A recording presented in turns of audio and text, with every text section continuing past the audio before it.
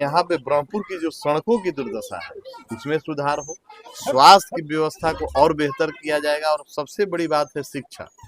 आज 10 सालों लिए प्रत्याशी के रूप में हमको सेवा का अवसर देंगे और सेवा का अवसर मिलने पर मैं यहाँ का बेटा बनकर, भाई बनकर सेवा करूंगा और ब्रह्मपुर को मैं फर्स्ट बनाऊंगा। तरफ 2005 में क्या था? 2005 में चरवाहा विद्यालय की चर्चा बिहार में होती थी। तो बिहार को बदनाम से निकालकर विकास के पथ पर एनडीए सरकार और अगर आप पुलिस बल में देखेंगे तो सबसे ज्यादा महिलाएं हमारे यहाँ बिहार में है।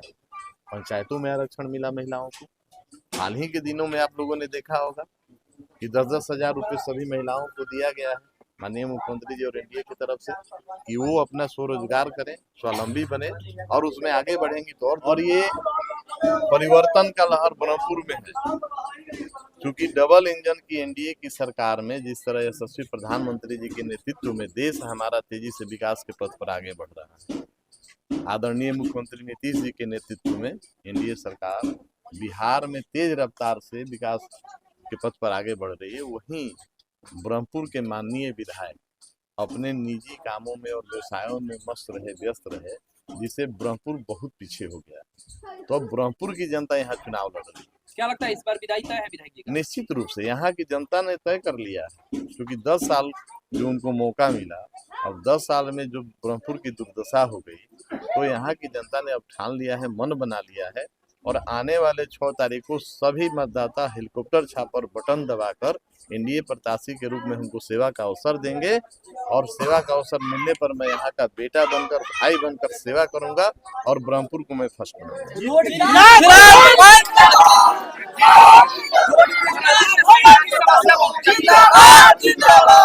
यदि जीतते हैं, विधायक बनते हैं तो प्राथमिकताएं क्या रहेंगी? प्राथमिकताएं रहेंगी कि जो हमारी सरकार की योजनाएं हैं वो धरातल तक पहुंचे, जो हमारे शोषित वंचित अति पिछड़े के लोग हैं उनका जो अधिकार है उनको मिले और जो यहाँ पे ब्रह्मपुर की जो सड़कों की दुर्दशा है उसमें सुधार हो, स्वास्थ्य की व्यवस्था को और बेहतर किया जाएगा और सबसे बड़ी बात है शिक्षा।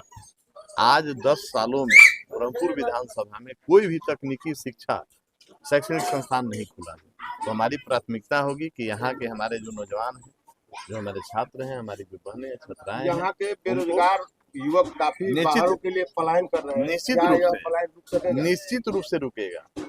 आप लोगों ने देखा होगा कि पूरे देश में तीसरा निपटम बिहार में हाजीपुर में स्थापित करने का काम आदरणीय मोदी जी ने, हमारे माननीय चिराग पासवान जी ने हाजीपुर में किया, जहां एक तरफ सभी जिला में शैक्षणिक संस्थानों का केंद्र बन रहा है, वहीं दूसरी तरफ 2005 में क्या था?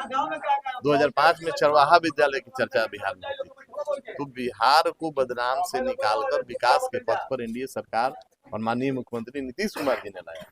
यहाँ महिलाओं को आरक्षण दिया गया। आज हम लोगों के लिए गौरव की बात है कि पूरे देश में अगर आप पुलिस बल में देखेंगे तो सबसे ज्यादा महिलाएं हमारे यहाँ बिहार में है।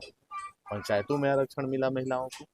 हाल ही के दिनों में आप लोगों ने देखा होगा कि 10-10 हजार रुपये सभी महिलाओं को दिया गया है माननीय मुख्यमंत्री जी और एनडीए की तरफ से कि वो अपना स्वरोजगार करें, स्वावलंबी बने और उसमें आगे बढ़ेंगी तो और 2 लाख रुपए उनको मिलेंगे।